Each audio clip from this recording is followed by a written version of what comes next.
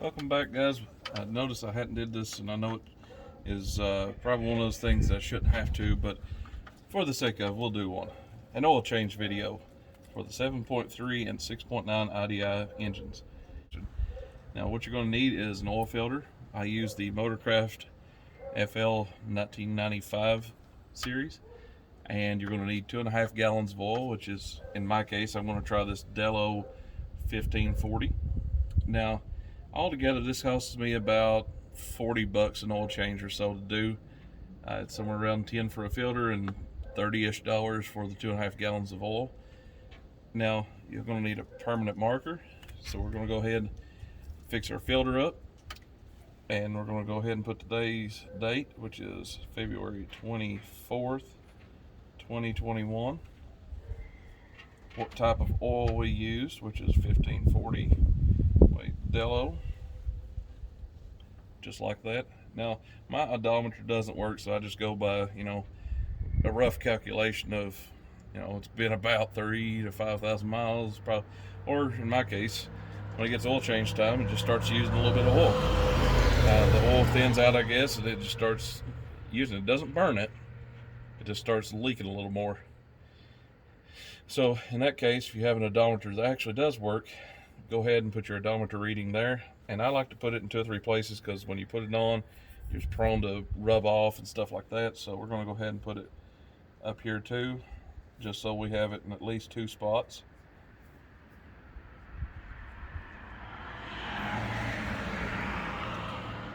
So there we go. We got our oil filter fixed up. We have everything ready to go.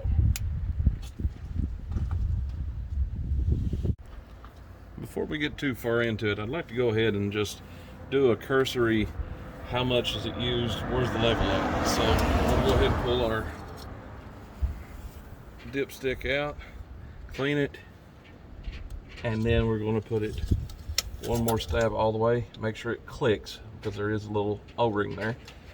Bring it all the way back out, and that way we can see what we got going on here, which I'll show you how to read this.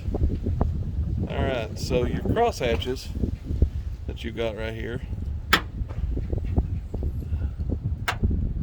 there we go. The cross hatches on your dipstick, which this is almost at the bottom, so it's about 1.5 quart low. Clean that off. Now, you got cross hatching here. When it gets down to the add, about halfway is a quart, all the way is 2 quarts. It actually says it right here.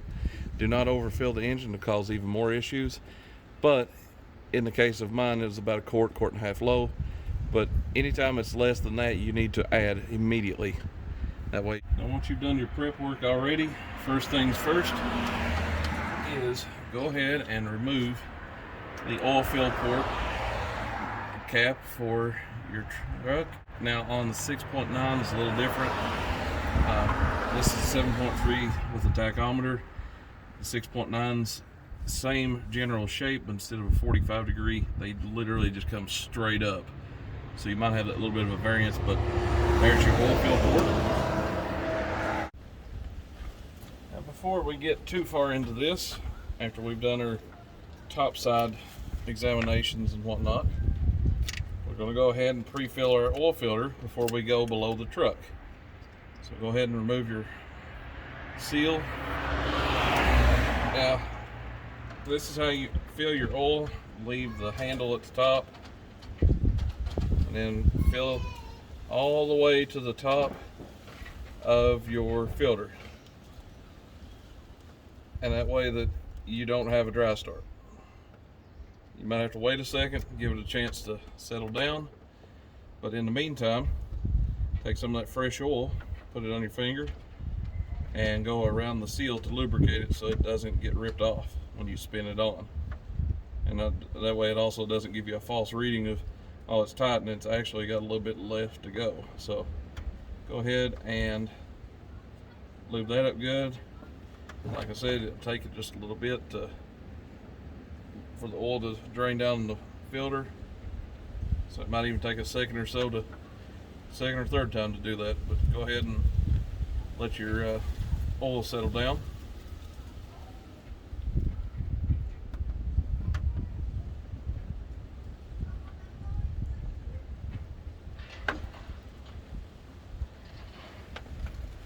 think that's about enough. Alright, so to get this started, we're going to go ahead and take out the oil drain plug, which is a 3/4 inch wrench. If you've got a drain box like I've got, it actually has a little spot all the way up there, but it's specifically for putting the drain plug so you don't lose it. Alright, at this point we've already drained all the oil out, so we can go ahead and remove the oil filter. You may actually need a oil filter wrench to remove this because they do get pretty tight from the heat cycles. So after having used both hands to remove the filter and get it started,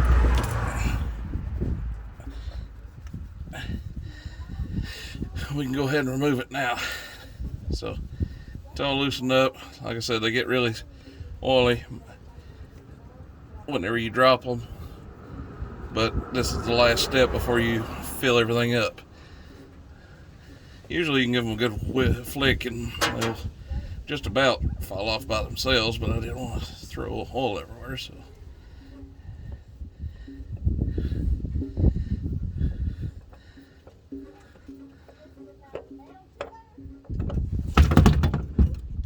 There we go. I just wanted to make a point of, I've read some people say they can't use this particular filter because it touches their oil pan. Mine seems to be clearanced for it. I can't speak otherwise. So just be aware you might want to do a test fit and have the actual filter for it just to make sure. Alright, so it's time to go ahead and fill the oil up in the engine. We'll go ahead and lock this the right way so it rests on the fan shroud.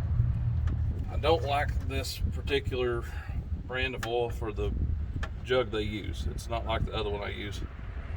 So we're going to go ahead and just dump it in and get it over and done with.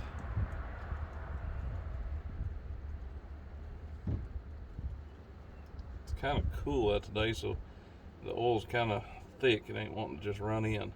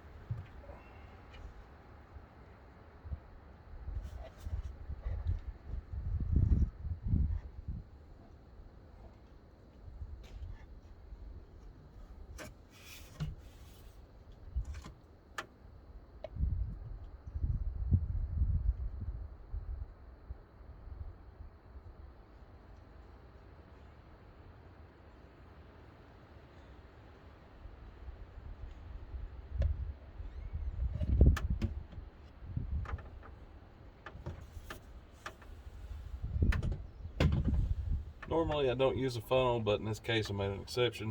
I just could not get it to the flow right, and I didn't want to spill more than I had to, so. Okay, so that's done. I'm gonna go ahead and use this old oil rag here to clean up the filter so that it doesn't leave oil everywhere as it sits. So there's that. Go ahead and put this in. Alright guys, for some extra tech tips, you should check your oil each time you fill up, just as a cursory. Make sure it still has it, because these IDIs aren't like a Power Stroke. They do not have a low oil level shut off. They won't shut off. They'll run themselves completely to the bone on oil. If it's turboed, sometimes there's a issue where it'll actually suck the engine out until it's completely dry and it'll lock up on you. So just a heads up on that. And it's just good practice to check everything. Now you can do this with the engine off or on. Always be careful of your fan because the shroud doesn't actually extend that far back. But I do plan on making an extension to this shroud so that there's no way I can touch it with the engine running, just for this purpose. But you want to check your brake fluid, make sure it's still full. If you've got the engine running, it's even better. Make sure that all your injector caps and O-rings and stuff are sealed. If they're not, you'll see either your diesel coming out here or here, somewhere in between there. Now, in the back, it's kind of hard to see, especially with the old breather style on. If you've got the big box first gen bank set up for the sidewinders, you're not going to be able to see much at all. But just take a cursory exam, just look, see what's going on, see if you've got oil leaks anywhere, see if you've got any fuel leaks from your injector pump. And again, check your return lines, your injector lines, make sure nothing's leaking there. Scoot on over, check your return line here, your feed line to your injector pump here, check all your connections. This usually, if it still has it, the fuel heater is known to leak, and it'll pop out of nowhere, so just go ahead and check that while you're there. Then move on around. Again, check your oil, check your battery terminals and connections, make sure everything's good and tight. Just a once over every month or two really helps. Again, just make sure every connection's good and tight, that they're clean, that they're not corroded up. Now, as far as anything else, only things I can think of is obviously check your coolant, make sure that it is full. Check your power steering fluid, make sure it's good and full. And the last thing, with the engine off, please don't try this with the engine on. You'd have to be an idiot to do that. But check your belts for wear. Check for the sides, see if they're getting any kind of scuffing down the sides. Push on them. If you can deflect it more than about a ½ inch, you should either tighten it or change it, depending on age. Now, like these are older belts. They've got quite a bit of use on them. So these will probably get changed very soon for these green gator backs. But in the meantime, I'm just taking a good once over and just seeing. And this one looks like, this one here looks like it's getting quite a bit of use out of it. So I'll bump that up and get it changed as soon as possible. And as far as just a visual examination, you want to go ahead and make sure that your water pump isn't leaking.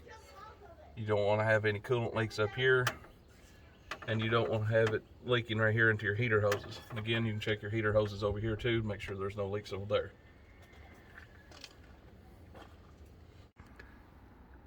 Just one last tech tip is use your old engine oil containers to store the oil you pull out of your vehicle. Just use your oil catch, pour it back in when you get it all swapped out, and it's a handy dandy ready use thing that it's already got the right size and stuff. Just mark on it used engine oil so that you know, and whoever comes behind you knows what it is. This can be returned at O'Reilly's, Advance Auto. Most all your parts houses will accept used engine oil, stuff like that. Or if you have a waste oil burner, it just makes it a nice, neat thing to put in there so you can not have 5-gallon buckets laying everywhere. It's open and such.